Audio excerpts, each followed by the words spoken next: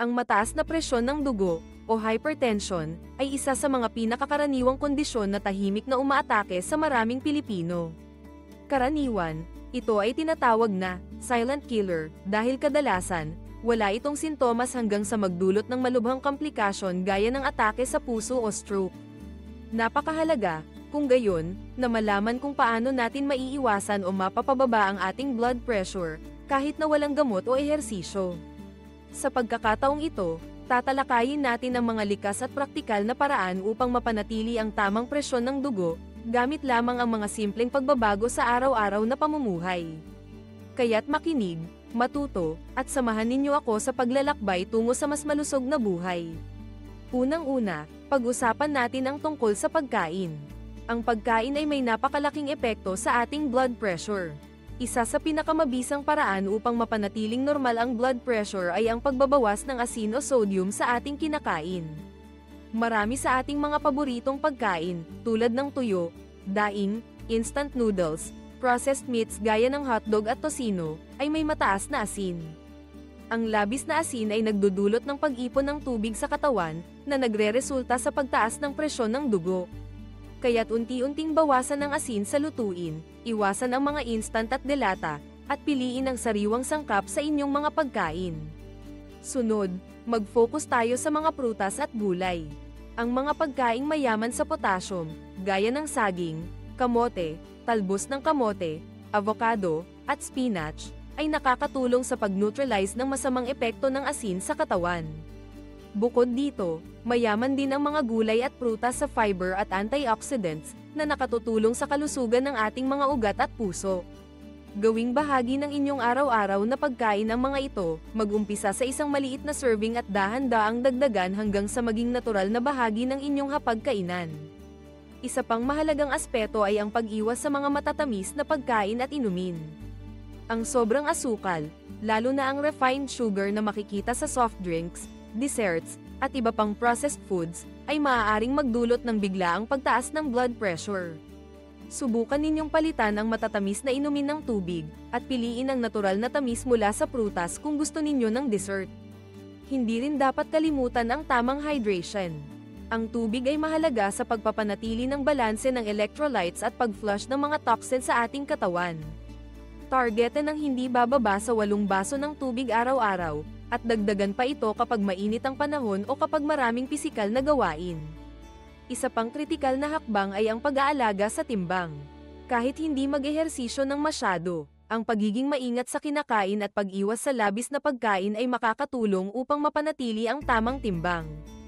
Ang sobrang timbang ay isa sa mga pangunahing dahilan ng mataas na blood pressure. Subukang kumain ng maliliit na bahagi at iwasan ang paulit-ulit na pag-snack.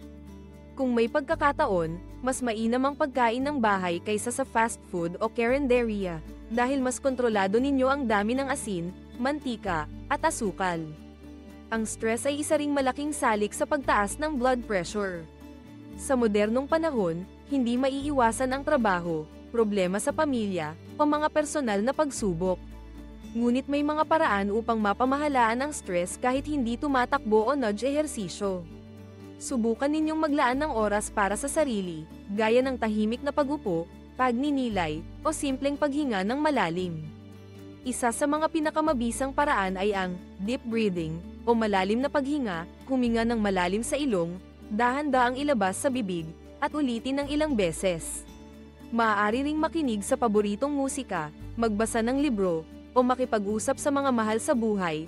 Ang simpleng pakikipagkwentuhan ay nakakatulong upang mapawi ang tensyon. Malaki rin ang naitutulong ng sapat na tulog sa pagpapanatili ng normal na blood pressure. Kapag kulang sa tulog, ang katawan ay naglalabas ng stress hormones na pwedeng magpataas ng presyon ng dugo. Siguraduhing nakakakuha ng 7 hanggang 8 oras ng tulog bawat gabi.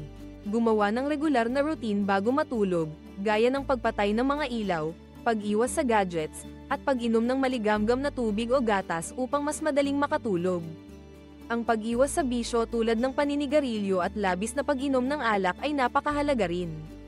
Ang sigarilyo ay nagpapakipot sa mga ugat, dahilan upang tumaas ang presyon ng dugo. Ang alak naman, lalo na kung labis, ay nagdudulot ng matinding stress sa atay at puso. Kung hindi maiwasan, limitahan ang pag-inom ng alak sa 1 o 2 baso bawat linggo at kung maaari, tuluyang iwasan na ang sigarilyo. Bukod pa sa mga ito, napakahalaga na magkaroon ng regular na oras ng pagkain. Ang hindi pagkain o pag-skip ng meals ay maaaring magdulot ng biglaang pagbaba o pagtaas ng blood pressure. Kumain sa tamang oras, kahit simpleng pagkain lamang, upang mapanatili ang balanse ng asukal at presyon ng dugo sa katawan. Ang pag-monitor ng blood pressure ay isa ring mahalagang hakbang, kahit hindi gumagamit ng gamot o ehersisyo. Kung may blood pressure monitor sa bahay, sukatin ito ng regular, lalo na kung may lahi ng hypertension sa pamilya. Sa ganitong paraan, agad ninyong malalaman kung may pagbabago sa inyong kalagayan at maaari kayong makagawa ng mga kinakailangang aksyon. Para sa mga naghahanap ng natural na pampababa ng blood pressure, may ilang halamang gamot na makakatulong. Ayon sa ilang pag-aaral, ang bawang ay may kakayahang pababain ang presyon ng dugo. Maaari itong isama sa lutuin o kainin ng hilaw, depende sa inyong panlasa. Ang dahon ng ampalaya, bayabas, at lagundi ay kilala rin sa nakakatulong sa kalusugan ng puso at ugat. Ngunit tandaan, mahalaga pa ring magpakonsulta sa doktor bago gumamit ng anumang halamang gamot, lalo na kung may iba pang iniinom na maintenance medicine. Isa pang simple ngunit epektibong paraan ay ang pag-iwas sa labis na pagkakape o caffeine. Ang kape, tsaa, at energy drinks ay may caffeine na pwedeng magpataas ng presyon, lalo na kung sobra sa 2 tasa kada araw.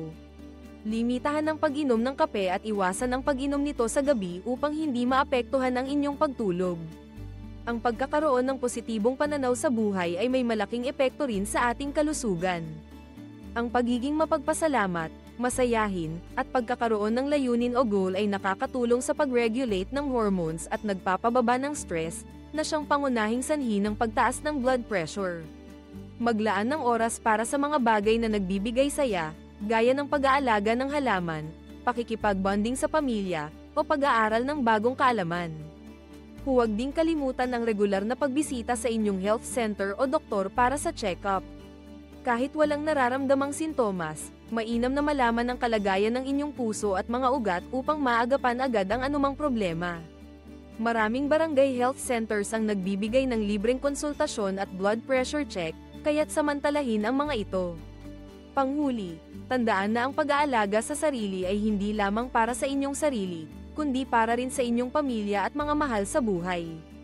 Ang bawat hakbang na inyong gagawin ngayon ay makakatulong upang magkaroon kayo ng mas mahabang panahon para makasama sila, makapagbahagi ng saya, at makapagsilbing inspirasyon sa iba. Bago natin tapusin, nais kong hikayatin ang bawat isa na ibahagi ang kaalamang ito sa inyong mga kaibigan, pamilya, at komunidad. Kung nahanap ninyo ang mga tips na ito na kapaki-pakinabang, huwag kalimutang i-like ang video na ito, mag-subscribe sa aming channel para sa iba pang kaalamang pangkalusugan, at i-share ito sa inyong social media.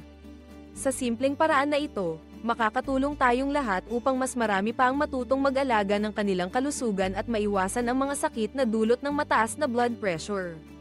Tandaan, ang kalusugan ay kayamanang hindi matutumbasan. Hindi kailangang maghintay ng sintomas bago kumilos. Sa mga simpleng pagbabago sa pagkain, pamumuhay, at pananaw, maaari nating mapanatiling normal ang ating blood pressure, kahit walang gamot o matinding ehersisyo. Muli, maraming salamat sa inyong pakikinig. Naway magsilbing gabay at inspirasyon ang mga payong ito upang makamit ninyo ang mas malusog at mas masayang buhay. Hanggang sa muli, ingat lagi, at huwag kalimutang alagaan ang inyong puso.